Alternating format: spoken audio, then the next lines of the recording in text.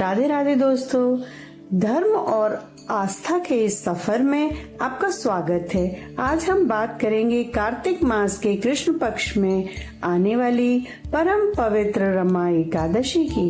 यह एकादशी भगवान श्री हरि विष्णु और धन की देवी माँ लक्ष्मी को समर्पित है। रमा माता लक्ष्मी का ही एक नाम है, इसीलिए इस दिन इनकी पूजा से घर में सुख समृद्धि और धन का वास होता है। तो आइए जानते हैं इस महान व्रत का महत्व क्या है, इसे क्यों किया जाता है, इसकी सही विधि क्या है और इससे जुड़ी पौराणिक कथा क्या है। रमा एकादशी व्रत का महत्व और क्यों किया जाता है। पौराणिक ग्रंथों में विशेषकर पद्म पुराण में भगवान श्री कृष्ण ने धर्मराज युधिष्ठिर को रमा एकादशी का महत्व बताया। यह व्रत क्यों किया जाता है? पापों से मुक्ति और मोक्ष।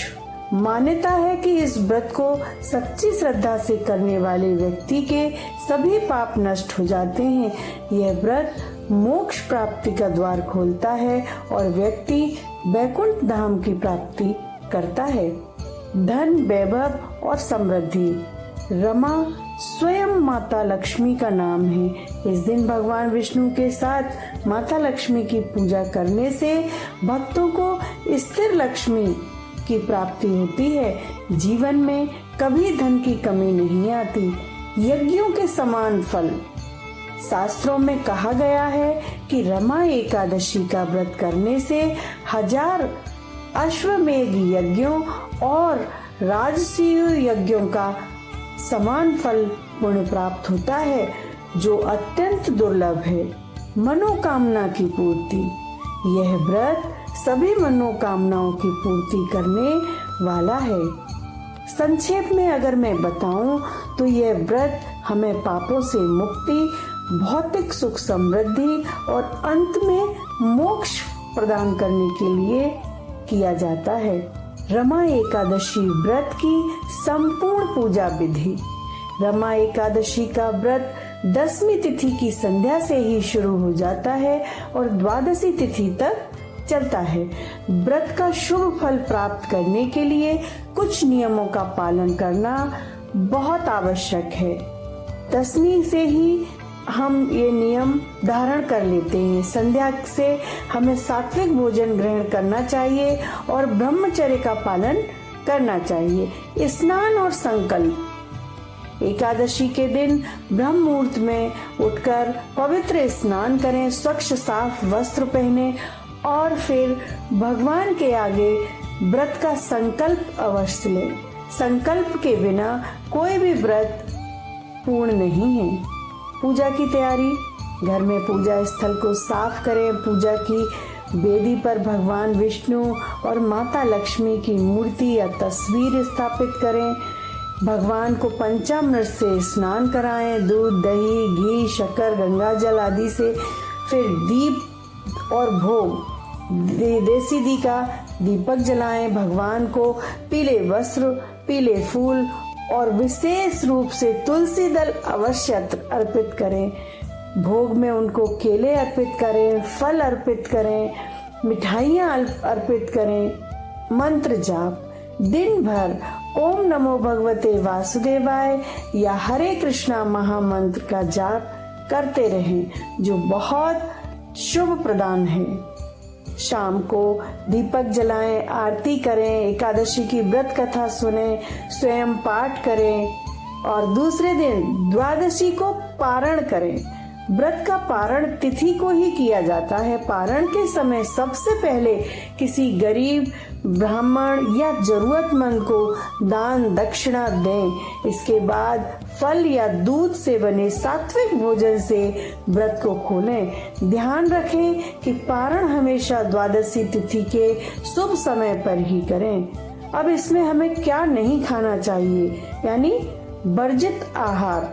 एकादशी के दिन चावल, दाल, अनाज, नमक और तामसिक भोजन जैसे प्याज, लहसुन का सेवन पूर्णतः वर्जित है। आइए अब सुनते हैं रमा एकादशी की पौराणिक कथा। प्राचीन काल में मुचकुंद नाम के एक प्रतापी राजा थे। जो भगवान विष्णु के परम भक्त और धर्मपरायण थे। वह अपनी प्रजा सहित एकादशी का व्रत अत्यंत सख्ती के साथ करते थे। उनकी एक पुत्री थी जिसका नाम था चंद्रभागा। चंद्रभागा का विवाह राजा चंद्रसेन के पुत्र शोभन से हुआ था। शोभन शरीर से बहुत कमजोर था। जब रमा एकादशी का व्रत आया तब राजा मुचकुंद के राज्य में घोषणा हो गई कि इस दिन कोई भी भोजन नहीं करेगा, यहाँ तक कि पशु पक्षियों को लिए भी अन्न वर्जित रहेगा। शोभन को यह सुनकर बहुत चिंता हुई। उसने चंद्रभागा से कहा, हे प्रिय, एकादशी का व्रत मैं सहन नहीं कर सकता, मैं तो अवश्य मर जाऊंगा। चंद्रभागा ने कहा, पिताजी के राज्य में एकादशी के दिन अन्न का एक दाना भी खाना महापाप माना जाता है। आपको या तो राज्य से बाहर जाना होगा या व्रत करना होगा। शोभन ने व्रत करना ही तय किया, मगर भूख और प्यास सहन न करने के कारण व्रत के प्रभाव से शोभन की मृत्यु हो गई। चंद्रभागा ने सती न होकर अपने पिता के यहाँ रहकर नियम पूर्वक व्रत उपवास जारी रखा।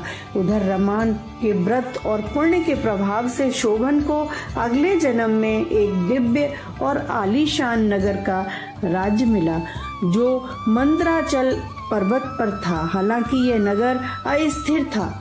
एक दिन मुचकुंदपुर के एक ब्राह्मण सोम शर्मा तीर्थ यात्रा करते हुए उस दिव्य नगर में पहुंचे और सिंहासन पर बैठे शोभन को पहचान लिया। शोभन ने उन्हें अपनी सारी कहानी बताई और कहा कि यह नगर अस्थिर है। ब्राह्मण ने लौटकर चंद्रभागा को जब यह सब बताया, चंद्रभागा बहुत प्रसन्न हुई, पर उसे अपने पति के नगर में अस्थिरता का बहुत दुख हुआ। उसने ब्राह्मण से कहा कि वह अपनी तपस्या के प्रभाव से उस नगर को स्थित कर देगी। चंद्रभागा ने अपनी बात को सिद्ध करने के लिए एक नियम पूर्वक रमा एकादशी का व्रत किया और अपने व्रत का सारा पुण्य अपने पति शोभन को अर्पित कर दिया।